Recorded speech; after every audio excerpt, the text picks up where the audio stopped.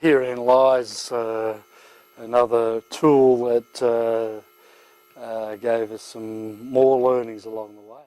We scored right across the board fairly low on empowerment. And so immediately the tool told us areas to focus on. I immediately jumped to the conclusion that that meant we weren't delegating enough, or we weren't giving people permission to do things that they thought they should have.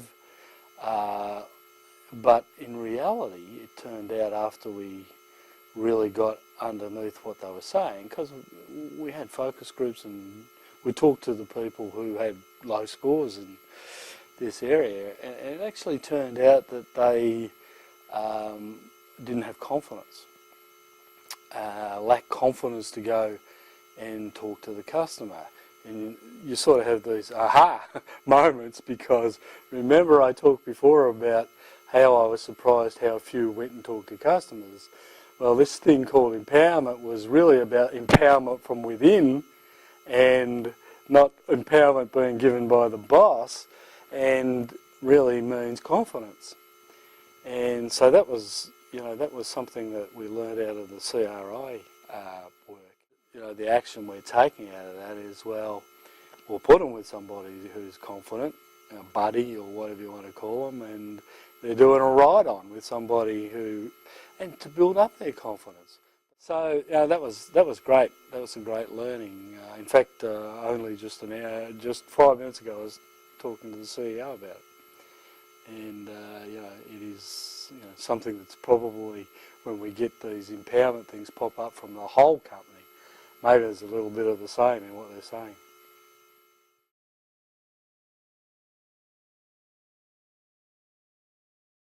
I do know from walking the corridors of the offices and so on that many of the customers of F&A go by me and say, oh, we've noticed a difference with your team, and so did this and so did that. They've never done that before. And so anecdotally, I am getting that feedback as I walk the corridors. And, oh, John, I had a survey I had to fill out on you guys. It was a little bit tough, but I'm ringing you as well to tell you when you read it that I really do think your group's improving. So you get this survey reaction where I'll still give them a bit of a jab, but they're not doing too bad. So there's a bit of that going on as well.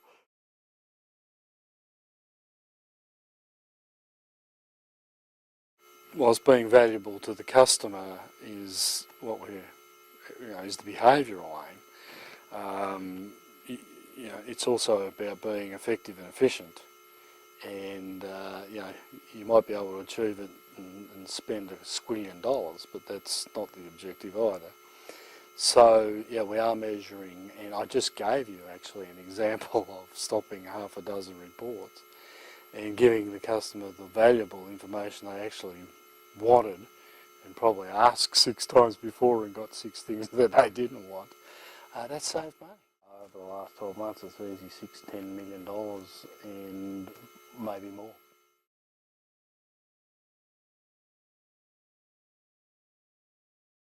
Twofold, I suppose. You have to make sure that the systems and processes are in place in order for your people to be able to deliver. Right, so they have to be working and working properly. So that's point one. If they can't be valuable to a customer because the physical side of things isn't working properly, then that makes their job pretty hard, even though they try and as they should. But you've got to keep working at getting that right. And then what we've been largely talking about here today is the behavioural side of it. With the behavioural side of it, you really gets back to what I said earlier. You've got to get to answer that question that your people will ask you. What do you want me to do differently today than what you had me doing yesterday? And because you've really got to get to individuals. And I've learnt recently, you really got to make sure they've got confidence or build their confidence to do it. Of course, you've got to also make them understand. So I understand now what you want me to do, and you've taught me some things and so on. Why am I doing this? Why? Because I get that question as well quite often. And the why is that we come to work every day for a reason. That reason is that we've got a set of customers that we need to be valuable for or to. And that, as I said earlier, translates into the rest of the organisation being valuable, provided they're doing all the right things that I just mentioned. So why are we doing it? What do you want me to do that's different? I mean, it's clarity. It's clarity of purpose and focus that'll get you there at the end of the day.